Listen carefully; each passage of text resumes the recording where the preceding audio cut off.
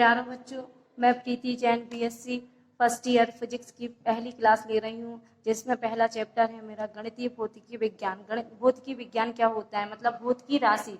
भौतिकी राशि कौन कौन सी होती है? भौतिकी राशि वह राशि होती है जिनको हम माप सकते हैं और निम्नलिखित दो भागों में विभाजित की जा सकती हैं। एक है हमारा अदिश या स्केल राशि, दूसरी है हमारी सदिश या वेक्टर राशि। अदिश या स्केल राशि क्या कहलाती है?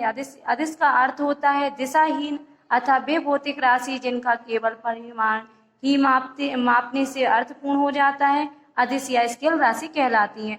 जैसे कि एग्जाम्पल है मेरा द्रव्यमान, लंबाई, समय, घनत्व, आयतन, चाल, ताप इत्यादि, ये वगैरह वगैरह हमारी अदिश राशि के एग्जाम्पल है। अदिश का अर्थ समझ आ गया।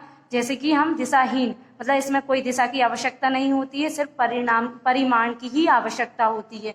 और सदिश या सेकंड है हमारा सदिश या वेक्टर राशि। सदिश राशि कौन सी होती है?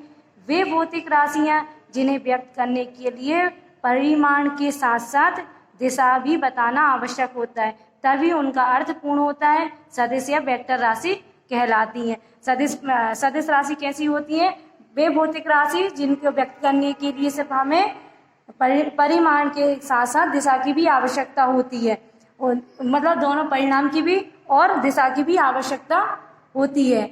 ये हमारी सदिश राशि कहलाती हैं। इसका एग्जाम्पल है वेग, त्वरण, बल, संवेग इत्यादि हमारा इसका एग्जाम्पल है। अब आगे मैं नेक्स्ट टॉपिक बताती हूँ, वेक्टरों का संयोजन। दो वेक्टरों के निम्नलिखित दो नियमों द्वारा जोड़ा जा सकता है। पहला नियम है हमारा वेक्टरों के योग का त्रिभुज नियम, और दूसरा नियम है वेक्टरों के योग का समांतर चतुर्भुज नियम। दो नियमों के द्वारा हम इसको जोड़ सकते हैं। पहला कौन सा है? त्रिभुज का नियम। त्रिभुज का नियम क्या होता है? त्रिभुज के नियम के अनुसार यदि दो वेक्टर परिमाण व दिशा में एक त्रिभुज की दो संलग्न भुजाओं द्वारा एक क्रम में प्रदर्शित किया जा सकता है, तो उनका परिणामी वेक्टर परिमाण तथा दिशा में त्रिभुज की तीसरी भुजा द्वारा विपरीत क्रम में प्रदर्शित होता है। चित्र के अनुसार, चित्र मेरे को समझ आ रहा है कि पी क्यू आर, मेरे दो चित्र में त्रिभुज बना हुआ है पी क्यू आर, जिसमें पी क्यू की वैल्यू क्या दी है? ए वेक्टर, और क्यू आर की वैल्यू दी है बी वेक्टर।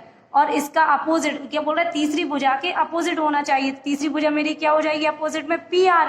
पहले क्या जाएगी? पी क्यू, फिर क्यू आर, और अपोजिट में हो जाएगी आर पी ना होकर अपोजिट में पी आर हो जाएगी। ठीक है, तो इसकी वैल्यू मेरी सी वेक्टर होती है। तो जैसे मैं इसको बता सकती हूँ कि P Q plus Q R equal to be P R, ये मेरा त्रिभुज का नियम कहलाता है। अब वेक्टरों के योग का समांतर चतुर्भुज नियम।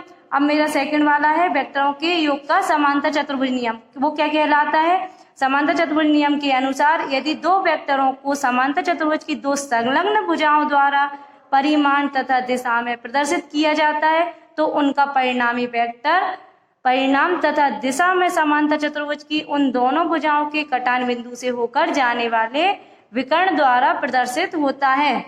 इसमें क्या होता है कि इसमें एक चतुर्भुज बना होता है, उसको हम दो विकर्ण के द्वारा दो पार्ट में डिवाइड कर लेते हैं। जैसे कि त्रिभुज बन जाए, वो हम विकर्ण के अकॉर्डिंग उसको बना लेते हैं।